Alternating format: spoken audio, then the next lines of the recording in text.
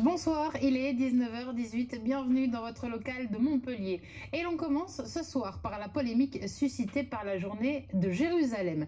La communauté juive héroltaise va célébrer ce week-end et pour la 38e année consécutive la cause israélienne. Mais pour les partisans pro-palestiniens, hors de question d'accepter la tenue d'une telle manifestation. Ambiance et tension décryptées par Isabelle Brice et Laurent Baumel. Montpellier est la seule ville en France où la communauté juive fête chaque année la réunification et la prise de Jérusalem-Est survenue en 67.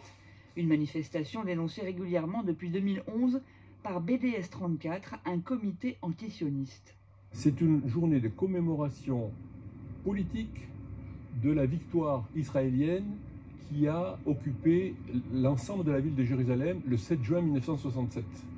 Et le 27 juin 1967, la Knesset, qui est le Parlement israélien, a déclaré Jérusalem capitale une et indivisible de l'État d'Israël. Voilà, c'est contre ça que nous manifestons. C'est un coup d'État pour expliquer que Jérusalem serait de droit, c'est ça qui est le plus terrible, une ville juive, tout ça pour dire que les Arabes et les Palestiniens n'ont jamais eu le droit d'occuper la terre de Palestine depuis 2000 ans, 3000 ans.